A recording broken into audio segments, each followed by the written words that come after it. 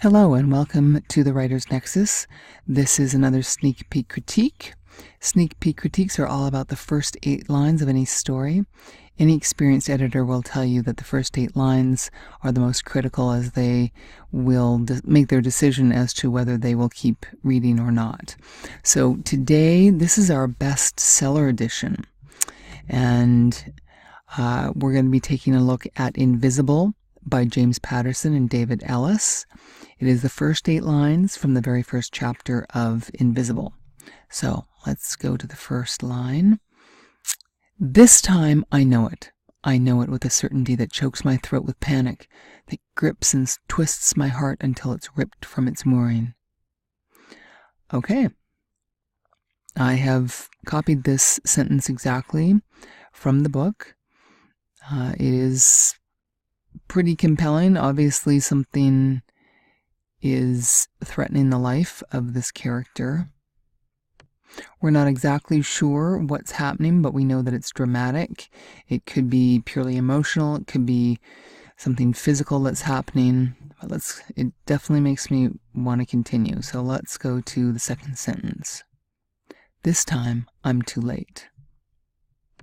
Okay, this suggests that this character has been in this highly dramatic situation before. So that makes me want to continue. And did you notice that how the first sentence was so much longer than this one? This is a James Patterson trait, the long sentences interspersed with the shorter ones. It gives it a sort of tension in the story without being overt about it. I find it really fascinating. So, sentence number 3. This time, it's too hot. Okay, another short sentence.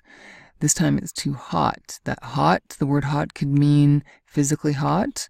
It could be an emotionally hot situation. It could be just a tense situation somehow.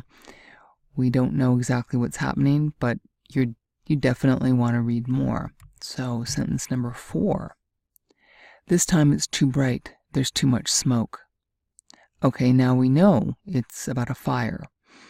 And it's bright, and there's too much smoke, so now we're starting to think that maybe this character may not get out alive, that he or she is caught in a fire someplace, and it's not the first time. So there's a lot of intrigue here. Let's go to the 5th sentence. The house alarm is screaming out, not the early warning beep, but the piercing, "You're totally screwed if you don't move now," squeal. This is an amazing line. Again, a longer sentence after we've had several short sentences. This is a description of the house alarm, but it describes this character's situation really well. And we've all heard house alarms, how they beep, and then the high-pitched squeal. And he's described it in a totally original way with you're totally screwed if you don't move now, squeal. We all get that. And he's summed up the situation really well in a new way.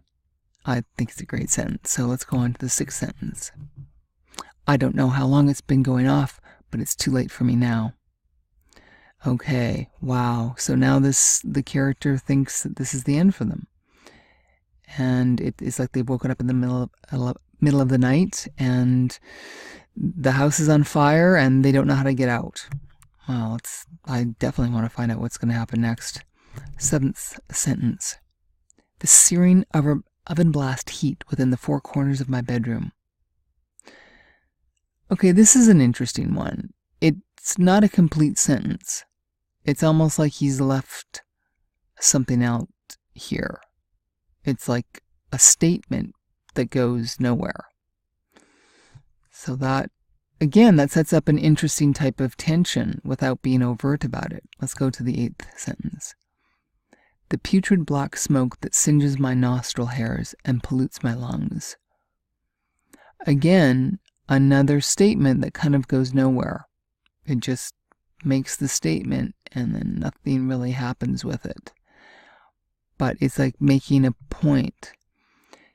It's remarkable how he does this, and it's all sort of done in a very subtle type of way. I really like it. So I've read this book. I think it's a remarkable work. I think it's one of his better novels. It was released a couple years ago, I think in 2015. But I'm going to add one more sentence because I wanted to see where this went. So here is number 9. The orange flames rippling across the ceiling above me, dancing around my bed, almost in rhythm, a taunting staccato, popping and crackling, like it's not a fire but a collection of flames working together, collectively. They want me to know, as they bob up and down and spit and cackle, as they slowly advance. This time it's too late, Emmy. Okay, that's all one sentence. And when I first read this page up to this point, I wasn't exactly sure what was happening until this point. It's like almost like the fire itself has been set deliberately. We don't know by who, but it's obviously been done several times.